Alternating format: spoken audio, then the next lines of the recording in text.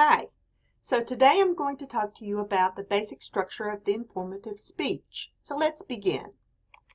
The informative speech is basically made up of 4 parts: an attention getter, a general introduction or a preview of the speech, the body with its supporting details, and a conclusion. I'm going to talk about each of those 4 parts. So let's talk about the attention getter. The purpose of the attention getter is literally to get the attention of your audience. There are a number of devices you can use for an attention getter. For example, you can ask a rhetorical question. Perhaps you're going to be talking about informing your audience about security systems for the home.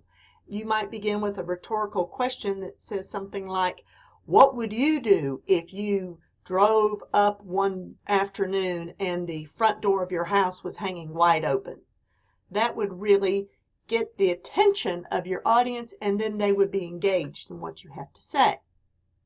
You could also tell a dramatic or suspenseful story. I want you to think about the way advertising uses storytelling in order to capture the attention of the audience and to hook the audience.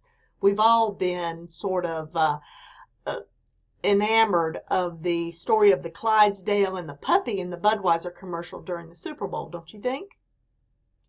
You could use a quotation or a joke.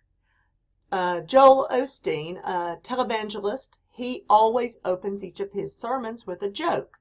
The reason he does that is not because his sermon is funny, but it's in order to explain to his parishioners and the audience that, hey, it's time to get started. It's time to pay attention to me. Put your stuff down and let's focus on the sermon. Another attention getter might be to startle your audience with an unusual or interesting statistic or a fact that people don't know about. Arouse their curiosity so that they can be hooked and want to listen to you a little bit more. Now, once you've hooked your audience, it's time to do an introduction.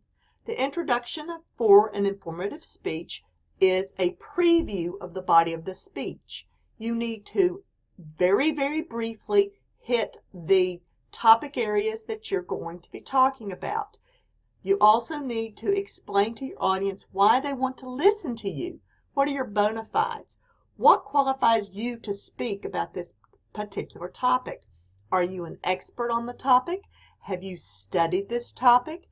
Maybe you've had a pivotal experience that means that you have had a great interest or curiosity about this topic. You need to explain to your audience why they should listen to you. And you should give them a very brief overview of what they're going to be hearing in the body. This is the time when you share your central idea or theme for your speech. Now, it is okay to write your introduction after you have written the speech. In fact, that's what I always do. Normally, I write the body of my speech, I get everything organized, I get everything straight on what I'm going to talk about, and then I look at it and decide how I want to introduce that topic. Now let's talk about the body. The body is the nuts and bolts of your speech. It is where you're giving the information in an informative speech. Here, organization is incredibly important. Whether you go in chronological order or by topic, whatever your order is, you need to make it make sense to your audience. You also need to transition from one point to the next. You should only have 2 or 3 main points in a short informative speech, and you should transition between those points. You could say something like, first I want to talk about so-and-so, and then you expand on that topic. And then you might say, next, blah, blah, blah, or the second thing I want to share is, etc. You want to transition from point to point. You need to balance your time and emphasis on the topics that you're talking about. And you need to support each of your points with examples or statistics or expert opinion, something like that. And finally, you need to connect those points to one another.